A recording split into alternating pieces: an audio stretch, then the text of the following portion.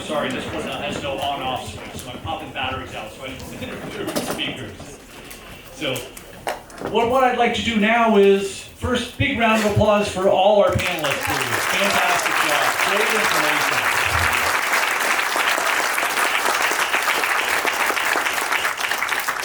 We've got 2 microphones up here for our panelists, and what we'd like to do is start with audience questions out there, because I know a lot of people had questions and would love to hear some of them. I see one woman right here. I'm going to make my way over there. Stay away from the speakers. You're going to hold because you don't want it to do the thing. Okay, hi. My name is Lynn Glowacki, and I own a small farm called the Nearly Ready Farm. It's about 5 minutes from here. I'm not really a speaker, but I have 25 years of writing experience where I've written to the government, for the government, I write white papers, I write other types of things, persuasive essays, things like that. Now, I know that you're saying, sorry, I'm bad with names, but I do have 17 pages of notes. I know that getting on the bus and going to Richmond is a thing to do. However, I also know that sometimes writing a 4-page white paper and sending it to every member of your legislature can also be, or at least in the past, has been a good way to get a point across. Is this something that I can help with? Is this something that somebody can reach out to me and say, Lynn, you took 17 pages of notes, can we get this into a piece of writing and send it? Yes. Yes. It's easy. Okay. So let me answer that. Can we swap mics? Yes. There we go. I'm Lynn.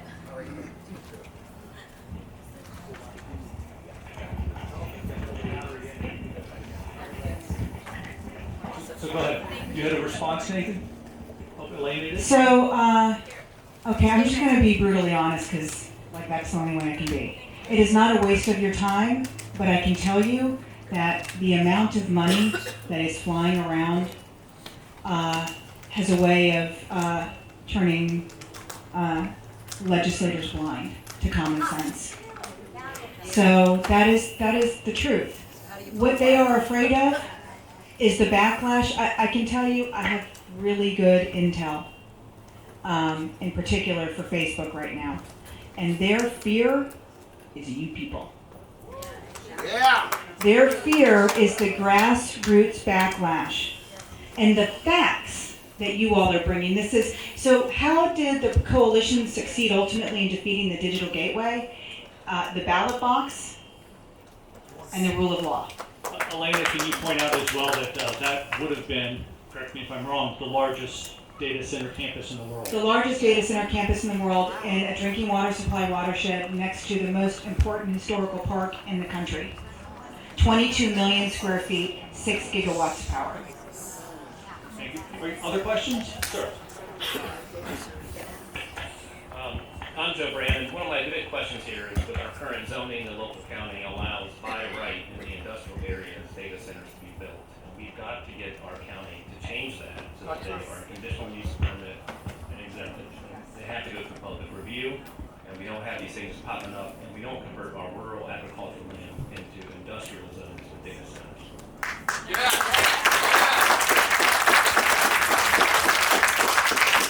Okay, I want to address that because I know every state is a little different, every county is a little different, but one of the reasons that we have found we have lost a battle with a data center is because of zoning issues like what you just talked about, where the data center, the company, Microsoft or whoever, has come back and sued the county or the township because their zoning did not line up with their master plan.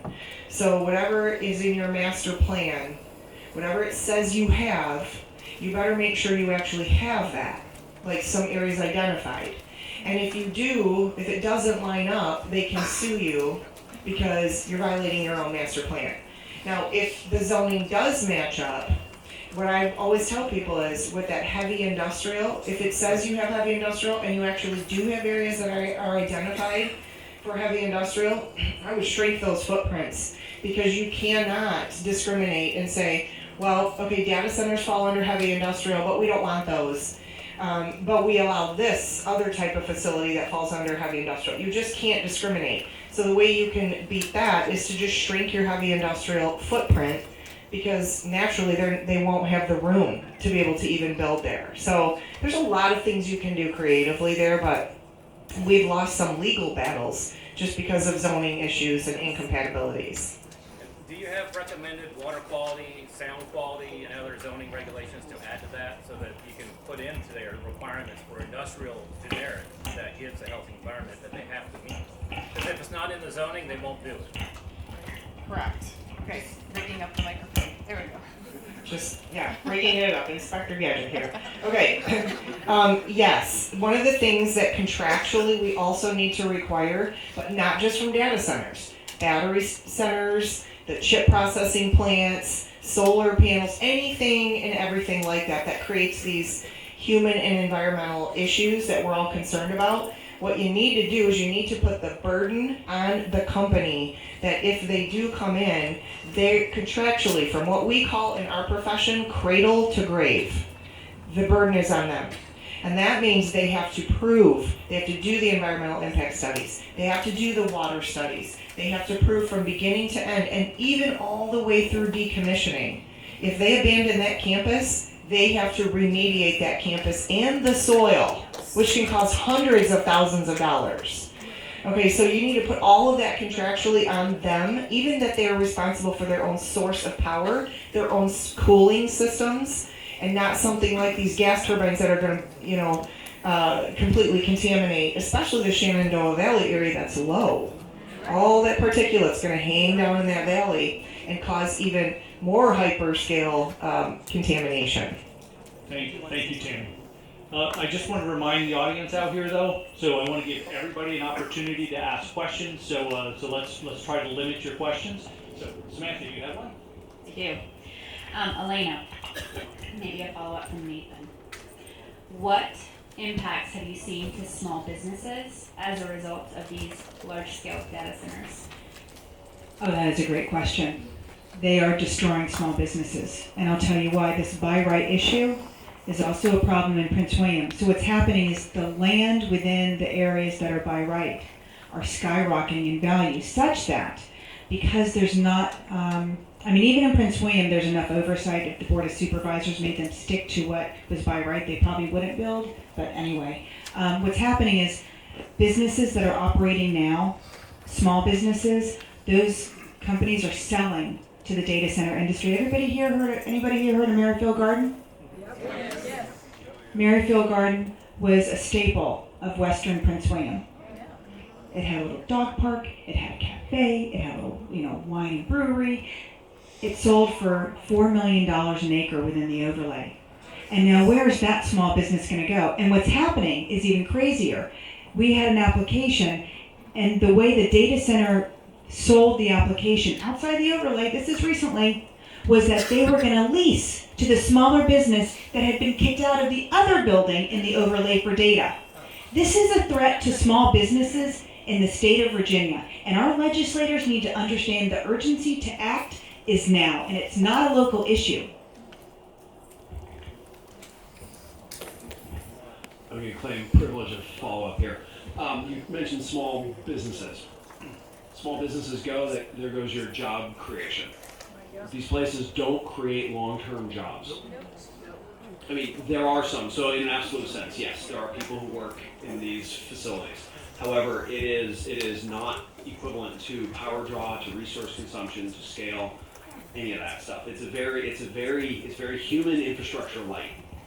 And so it doesn't place much burden on the roads, the street lights, trash collection, so on and so forth, but massive burden on everything else. Small businesses are where we create most of our jobs.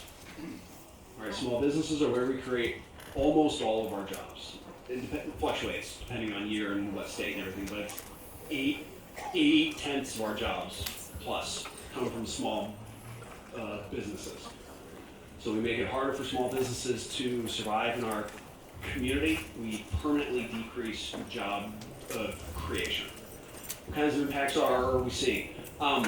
It's really hard to find really good universal stats. Anecdotally, foot traffic is down.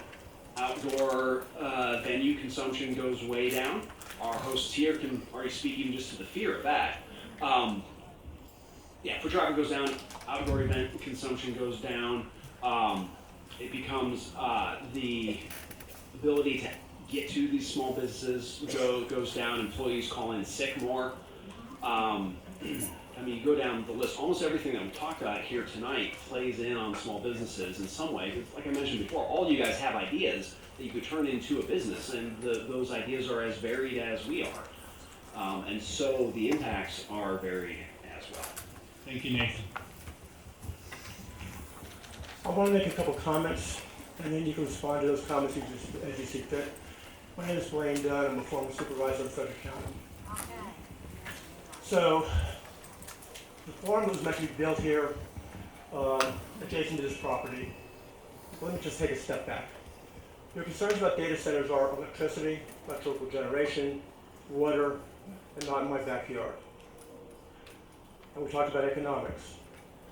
On the electrical generation, if you have no data centers at all, the electrical grid still needs to be rebuilt. So that's one factor.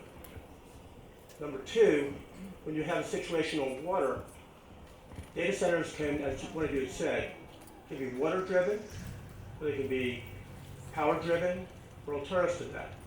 There are businesses in Frederick County that use $200,000, $300,000, $500,000 of water a day. And the proposals of the $5 million, of the 5 million gallons was a lot less than the one. So the comment here on, by right, the Board of Supervisors will approve or disapprove, but it's not a by right issue. And on the economic issue, last year, residential real estate provided approximately $90 million to the county. 2 data centers, if you had one here, if you had one in the northern part of the county where you have a substation and water and power, would provide approximately $100 million. The current county debt is about $250 million. The proposed request for money from the school systems and other is about $350 million. So this is a revenue source. That we don't want. Let me finish. You need to be challenged on that. I'm sorry. Let me finish. Let me finish. Quiet. Let the man speak. Let him finish, please. Thank you. And so for those of you that are concerned on the revenue issue, there's 2 other issues. One, impact fees. People that move in here have brought in approximately, the cost to you is about $37,000 per house. And I don't remember anybody talking about impact fees. The population has grown from 60,000 to 100,000 people in the last 25 years, and is expected to grow to 140,000. So if you're looking to go deal with revenue, you need to address that as an alternative. We can talk more, but you're going to pull the plug on this. Thank you. So he'd I'd rather give like to our respond water first. for $100 million that he'll never see. Hang on. Let's let our panelists respond first, please. So, respectfully, I don't believe you were taking notes, which is fine. And there were additional concerns about air quality, water sources, and I understand that it's possible to cool these things in other ways. To my understanding, the proposals that have been laid before the county at this point do not require and guarantee that the facilities will use alternate sources to cool. That could be proper. Possibly. About the house thing, I wasn't taking notes during your question, so I'm not going to hit everything. I was involved in some discussions over the last year about some rezoning and development of housing. There were significant discussions about the fees that the developer would pay to carry the burden, the infrastructure burden of those additional homes. So unless you're referring to something else, your statement that we haven't cared about the burden from homes is simply not true. The proper amount is not equal to the total cost amount, and there's the differential. No, I'm no economist, but I'm pretty good at budgeting, so twofold here for me in an ethical standpoint. I really don't care how much money it generates or would generate.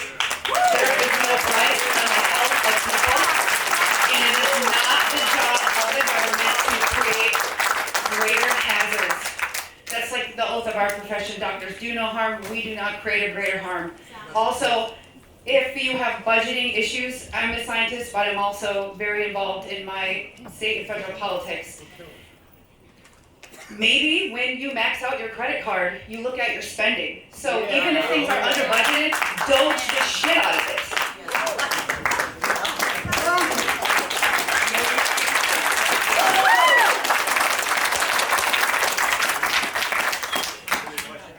Yes, hi. Sorry. I guess Patrick, are you the one with the financial? Nathan, I'm so sorry. Patrick Henry College is our so that's where the name came from. Yeah. Frederick County started out with a $41 million deficit, and that with a less than $300 million budget, that's a huge deficit. Is anybody tracking or auditing anything about, like, someone mentioned the $75 million geologist mentioned $75 million going to. I see a gentleman waving his hand back there. Also, if Willie Deutsch is still That's here, my he might question. know. Thank you. And so I haven't tracked that precisely. Getting to the bottom of what the fiscal problem. I can't speak to that, and so rather than make something up, I'm going to just acknowledge that I'm not fully tracking our spending. There are people who are. At least a couple of them are people who I've spoken to here this evening before our event began. One of them at least is active on the Facebook groups that are involved in sponsoring this event. So if you go on those groups and ask questions, I'm sure you'll get responses. So this isn't a question. When I was doing our thank yous at the beginning, I forgot to thank Jamie Foltz over here, who has donated his time as well.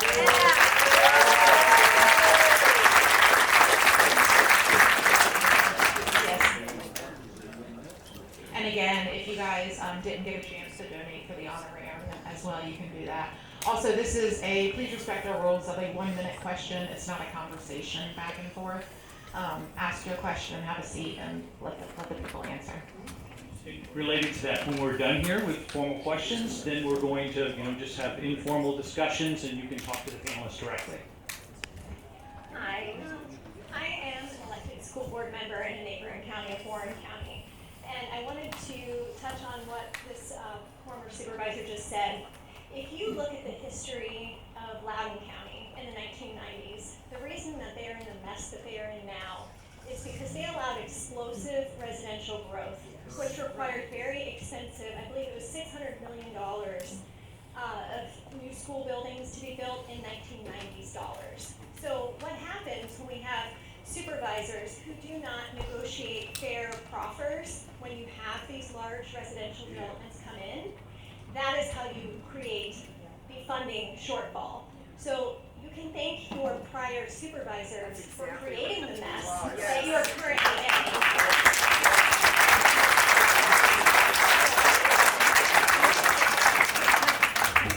My arm is dying. Okay. See you over here, on my way. All right, I have two quick questions. One is for Elena. And you said that it could start at the state level, right? But we can also do it here locally. We can push back locally, right? That's not... You have to walk and chew gum at the same time. Right. You've got to do it all at the same time. So my question is for every resident here of Frederick County that's here. Are we willing to, we're forming coalitions, we're building organizing spheres. Are we willing to walk across the aisle and vote for someone that you normally wouldn't vote for because they're going to push back and they're going to do what's right for us? Because I've done it before, but I know there's a lot of divide here. And I've knocked on a lot of doors out in the county. And it would be nice to know that if this is what you're running on to stand up for our community, people aren't going to say, no, I'll take my team, even though your team is just destroying our county. It happened in Western Prince William. We had Republicans showing up to vote for a Democratic chair, and we had Democrats showing up to replace the Republican supervisor. So in the recall. So people were signing both a recall for a Republican who was our local supervisor who sold out to a data center, and Democrats were signing the recall for Ann Wheeler, who was this progressive Democrat. So you have to suspend all of that, and you have to start voting on this issue, because this is your kitchen table issue. People are getting utility bills that are triple and quadruple more than they've ever paid. So in some way, this issue is going to impact you. One way or another, whether it's the transmission line, eminent domain, where the gas plants are going to go, where the nuclear reactors are going to go, or your utility bills. This is already happening. Everything that Prince William County predicted would happen is happening. And that number of all this, this wonderful revenue, the data center brought that number to Prince William County for the digital gateway was $700 million. They couldn't account for where that revenue was actually coming from. And by the end of it, by the time it finally made it to the board for a vote, it was $100 million. So, you have to think for yourself. You can't believe the data centers are coming in here and they're taking advantage of supervisors who don't understand the data center development and what it really means to develop.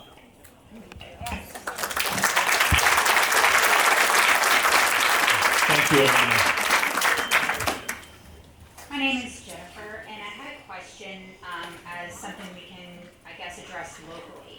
You were talking about companies coming back and suing because the master plan of the county didn't reflect what they were doing and fought that. So currently we're going through a comprehensive plan meetings and they're talking about modifying some of the stuff that's in there. I'm assuming that's the plan you're talking about when we are talking about changing by right on some of the properties and things like that we need to address to change so that overall vision of the county reflects the fact that we do not want that used on any land sales anymore. And I just want to make sure that's the case because I feel like we kind of talk to the board and we talk to our local officials, but when it comes to this, they're like, well, there's nothing we can do because it agrees with our comprehensive plan, or there's nothing we can do, and I've spoken at board meetings. So I want to know what we can do in action that we can currently do that's currently in works to make sure that they listen to us and the changes we can do now with our voices to make sure that we start to modify these things. Well, if that's where you're at, you need to be showing up to those meetings. This is a planning and zoning committee issue. And so you need to be showing up to those meetings and you need to be, letting them know, basically making public comments, because you always have public commentary time. And you need to be getting on record and showing up in mass, basically, and letting them know, listen, we are concerned about this. We want to stop this. And the more local the issue, the more power the people have. So you need to be letting them know if they're not interested in taking a hard look at that master plan and then looking at each of those different zoning issues and maybe changing them a little bit. Like I said, with some of them that we've talked with, they have really large industrial footprints, but if they shrink that footprint a little bit, which is what happened in Kalkaska, Michigan, this is one of the ways that they defeated the data center, is they looked at some of those issues and they were able to just defeat it by zoning, by just changing things. But if you have elected officials who are not listening to you, despite what's happening today, like this is what we're all dealing with. This is our real-time situation. And if they're not willing to look at that and deal with that and get ahead of it proactively, maybe they need to be, primary challenged by somebody who will listen, who will represent the people.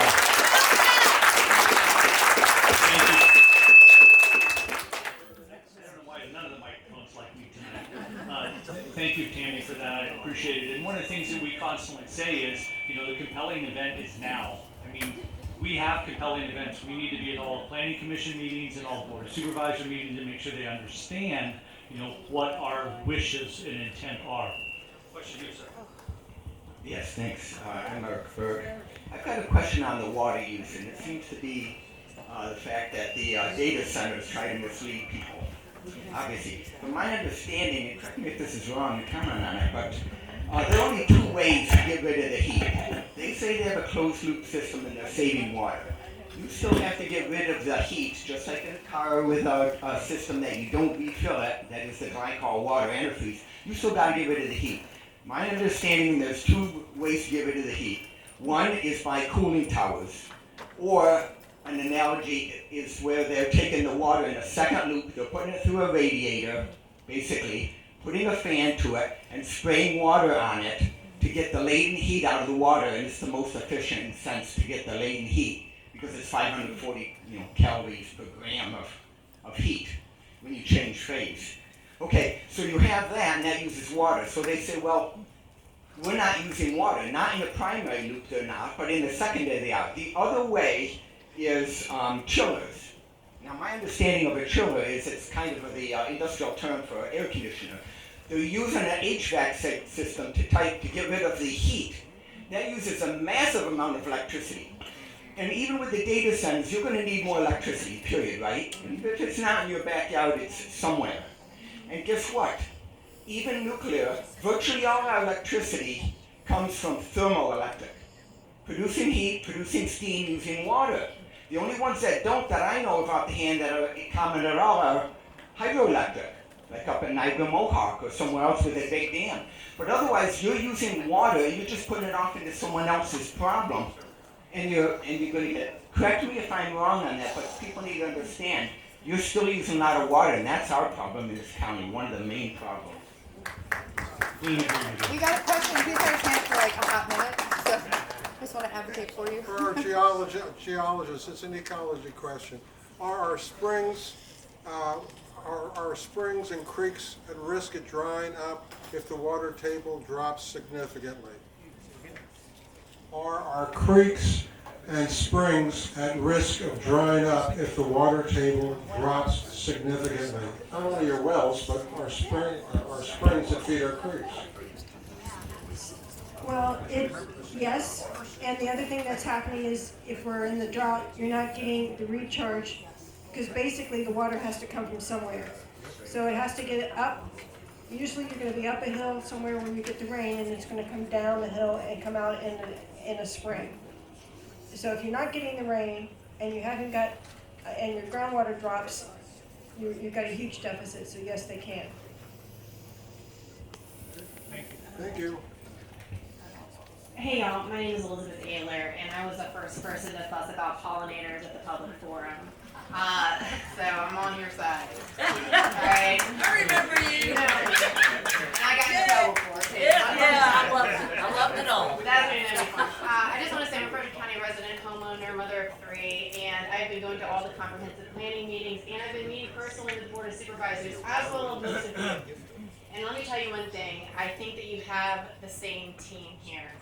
The Board of Supervisors and the city planners are amazing people, and they've got tons of connections all over our county, all over our state, and they know how to play this game. There are real problems with our economy, with our budget shortfalls, and we need to consider that. But we got great minds in Frederick County. We can find new industry and new ways for us to unify and to build out together. But I caution you, we need to bridge together. Yeah. They're on our side. Come with solutions, go to the comprehensive planning, work with your people, talk to your neighborhood.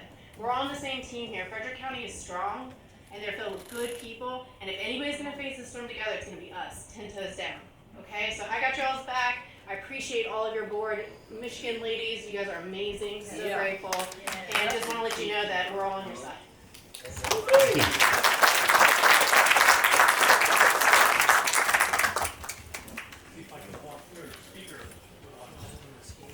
Yeah, first thing I'll get back here and I'll talk outside. I'm going to pass a little bit of information I've retrieved from Frederick County Water over the past 2 years. First thing is the highest usage of water per day was August 2023, 7.915 million gallons. The lowest usage per day was the month of January 2024, 6.9. The average is around 7.2, 7.3 million gallons a day right now. The water in this county is fed from 2 quarries. Those 2 quarries are each fed by 2 wells.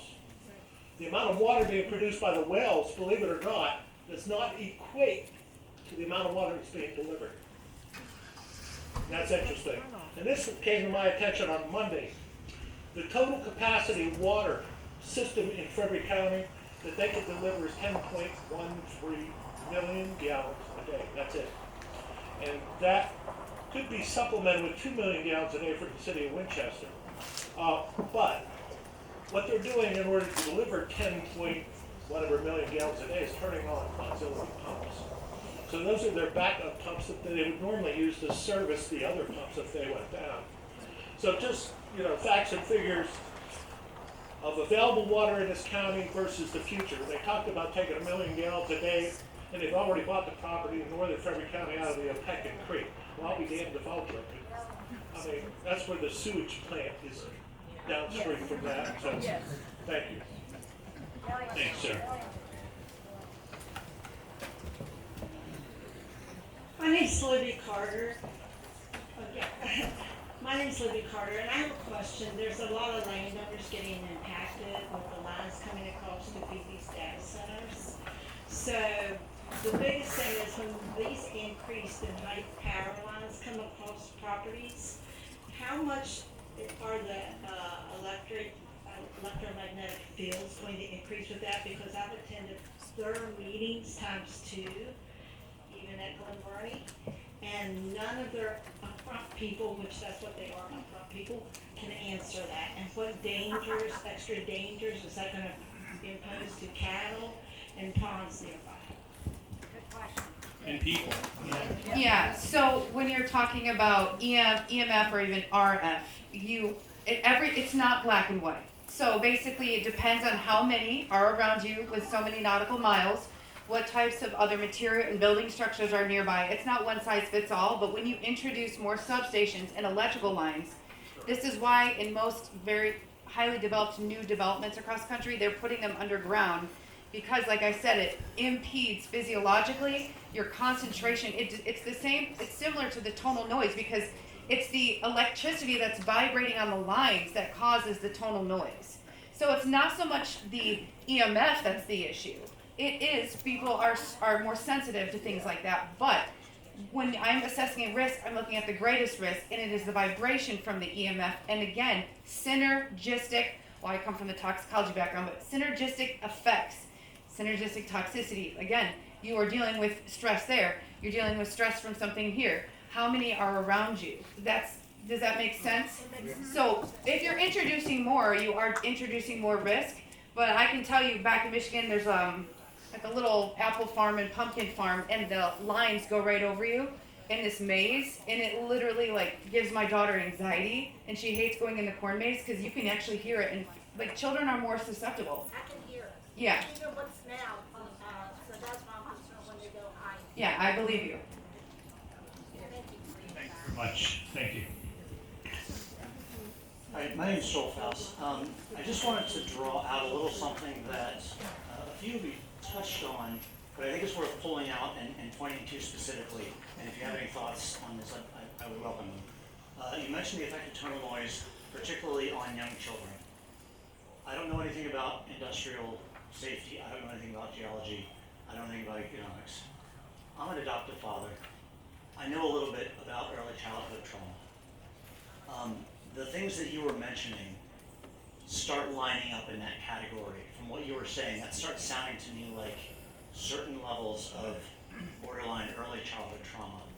And I think that's worth calling out as a specific concern. If we're talking about the money from these are funding our schools, well, that's great. But the schools are for the children, and if we're poisoning our children to do that, that's kind of defeating. That's kind of self-defeating, right? Children are our future. We need to be caring about that, regardless of the dollar signs or whatever. That's not worth trading. That's not worth trading. So I just want to point that out. I don't know if any of you have done more extensive on the psychological side, more extensive research on early childhood trauma and the long-term effects, development, emotional, all these sorts of things. But that started ringing out of my mind when you were talking. I thought that was worth pulling out there. Yeah, you make a great point, and I say very bold things in this profession because I can back it up in court. It's almost a form of child abuse, because if you were to expose your child to things in the home that cause physiological impacts that were elective, your child could be removed from the home. When I talk about tonal noise, I want to remind you that it's a form of military torture. And these children are already like increased ADHD, we've got environmental exposures that are affecting this. Now add on the insomnia, the delayed frontal lobe development, and like you said, what happens to the body at a young age, I'm no psychologist, but yes, I have done studies on vibration on pregnant women, children, and like I told you, the mental health of utility linemen. So I have actually seen the randomized control trials behind this. And if you want to meet, I can get your info. I can send you this stuff because I'm in one of the studies. So it is not negligible. And it is criminal when I see these data centers or solar farms being put anywhere near schools. And even worse, where they're trying to put some of them in are right next to nursing homes. Like I said, the elderly, chronically ill, pregnant, and children and livestock and other animals are all impacted by this on a grand scale because of the continuous exposure. And there's no data to actually figure out what is the limit. Like everything in our field, I'll be quick, everything in our field has an exposure limit. We don't have that for this. That's based on 8 hours. Now 24, all the time, I'll tell you, if it happened in my backyard, I would have to move if I couldn't fight it, because I would never expose my children to that type of tonal noise. Thank you. Good evening. My name is Gary Krause. One of my questions, first I'll answer one of the ladies' questions here about who's looking and stuff. I've personally been using self-hosted GPUs to run your own AI, like you can be your own data center. I say that it's techie. If you think you can't do it, it's the same way of thinking that grandma's not going to have Wi-Fi. It's coming. It's real. We don't need these massive hyperscalers. I've been using this AI though to grab publicly available data from Frederick County, and it's hosted at audit.virginiafreedom.tech. So if you're a data nerd looking at where's the Frederick water guy, please go check it out. I've made the data publicly available. But my question is for discovery. You mentioned that you found out what was the data set behind all of this. I have some experience with issuing some FOIAs and finding out about some non-disclosure agreements that were sort of stonewalled questions being answered. But what other strategies do you have for discovery and sort of exposing things that are kept under wraps? After all, it is public service, and this is the public county government serving us, and so all the data and information, as far as I'm concerned, should be absolutely public. But I'm just curious about what other strategies. I know FOIA can be very specific. If there's something aside from FOIA, I'd love to understand it. Thank you. Can you run that website back past us once again? It is audit.virginiafreedom.tech. That's my self-hosted website. So I'm just going to share our experience in Prince William, which was we did extensive FOIAs, but we also just did our own sleuthing. We went through old economic development junkets, and we found trips that our economic development took with Dominion. Now a lot of it was blacked out, except for they did it with like a magic marker, because you could still see the A, the M, and the Z, and the N, and it was to Seattle. We did a search in employment, and we found an employment on Indeed for a Haymarket Amazon campus that was looking for a very specific type of manager with a very specific type of clearance. And so, you have to become your own advocate. No one else is going to save you. There is no magic stopping this. And so, it is, we had supervisors that were using Signal. So obviously, how are you going to do FOIA if they're using Signal? But there are definitely ways, and you have to become investigators.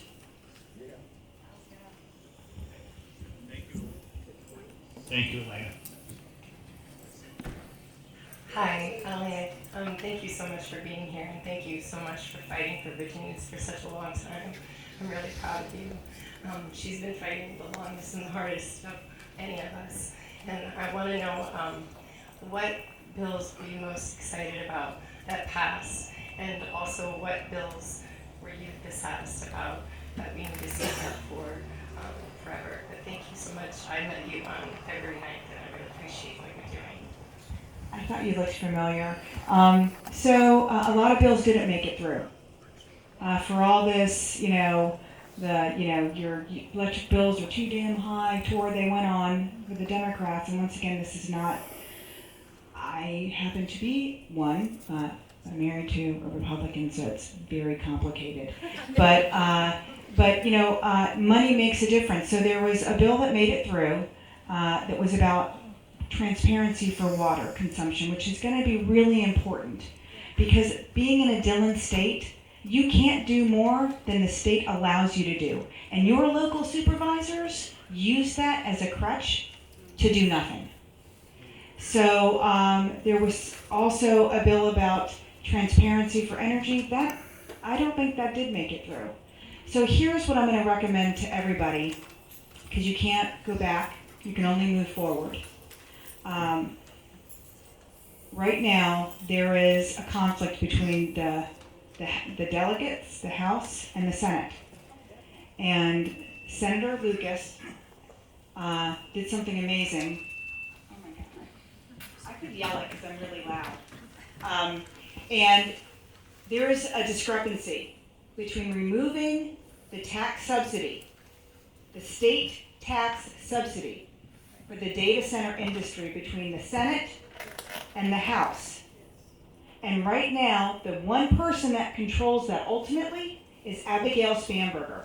And she is giving the talking point that it was a promise that they made to the industry however many years ago. Well, you know what, they know better now, so they need to do better. But that requires everybody here emailing the governor. And you use that time. Why are we struggling under the weight of so much? And we are giving away $2 billion to the data center industry, which translates to about $220 per public student. So yes, there are some counties that, like Loudoun, that are bringing me money hand over fist, but guess what? All you guys are paying for it. So right now, what you can do is reach out to your neighbors. You can go to PEC, Piedmont Environmental Council. They have a form that you can send. You can get the email alerts from the coalition. Everybody needs to be working together. What we said when the Digital Gateway was proposed in 2023 was that this was a kind of fight that would have to take on a life of its own. And it wasn't just about the Digital Gateway. And that's why you all are sitting here, because that fight took on a life of its own. And now it's easy. Not everybody can do this for however long, 12 years. I don't expect everybody to be this obsessed. But you can still make a difference. You can call the governor. You can send her an email. You don't have to be an expert. You just have to say, why are we giving away $2 billion to the data center industry? They're already getting their transmission infrastructure for free. They're already getting their generation for free. That was not fixed in this last General Assembly. You all, me, everybody, are still paying for all of those transmission lines. There's a 765 transmission line coming through 9 counties in Virginia. And they're going to take a swath of 200 feet wide, thousands of acres of farmland, of private property, to feed the data center industry. That's going to be you at some point. You have to stop this onslaught now. Thank you very much, Elena. Got a question? Yes, that response was so long I forgot what my question was. But thank you all, this is great. But my question revolves Prince William County and the suit I think Microsoft has brought and the other companies to get a rebate on their taxes. I think it goes back to 2020. It's going to cross, in other words, sure, they come up front and apologize for I got so upset. But they promise all this money up front, but to collect it is another issue. And I think as the economist pointed out, once that's built, who do you collect the tax from? And then secondly, they're going to claim it took us so long to build that, and the equipment we put in there is now worthless, therefore we shouldn't be paying any property tax. That's where I'm coming from. I'm sorry I lost my temper. But this county may not see $1 in tax from data centers. And depreciation. So I don't think it's reasonable that we won't see $1. However, I do think we will see significantly less than what is being told. Yes, and I think also too, the county needs to hire excellent attorneys before they sign any contracts with data centers, especially involving funds. Well, my discussions that I've been involved in that involve county staff is that the county staff usually do a pretty good job of being able to go through these things, looking for what they want to look for. And so our challenge as constituents here is to make sure that they're prioritizing and looking for the things that we want them to. But they seem fairly competent and very good at their jobs. And you made an excellent point. Who do we collect that tax from? You must have been rehearsed. I may have made that point. I don't remember exactly. The tax revenue can come from a variety of places, absolutely. It is definitely a true point that when they go to replace the infrastructure, I expect costs to be lower, and therefore that valuation that we're collecting the tax bill on to be lower than what the current price is. What I meant by that is the data center is constructed, somebody's operating, who do you collect the tax from? Okay, so what you're asking is about the CMP tax, the computer and Property tax, yes, since they the pay no computer sales and tax. peripheral tax. Yes. So I don't know does anybody know in Frederick County what your assessment per 100 is? $1.25. Well, no wonder they want to come here. And the real estate tax is only 53 cents per hour. Wow. And that just went up. So Prince William County just voted to raise ours to $4.50, but we started out at $1.10. Good to hear it's going down. So, well, first of all, I'd like to just do a very quick announcement here that I promised the gentleman that I would. So on Friday, April 10th, 10 a.m., if you care, go to the Frederick County Government Building for the Historic Resources Advisory Board, because they will be the ones looking at the data center adjacent to Kernstown Battlefield. So again, I will repeat that, Friday, April 10th, 10 a.m. That was 5 days ago. Today's the 15th.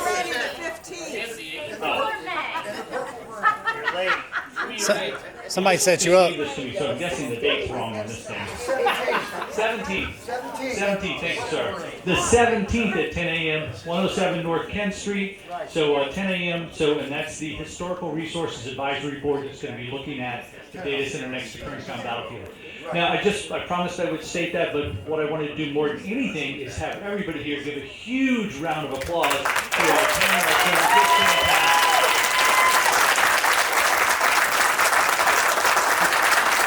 Coalition for setting this up. So Jamie for doing the video, Alex for setting up this, to Archie for the wonderful facility we're at. If you guys can hang around for a little while and do some informal question and answers, that'd be great. And let them get a bottle of water and find the facilities if needed first. Thank you.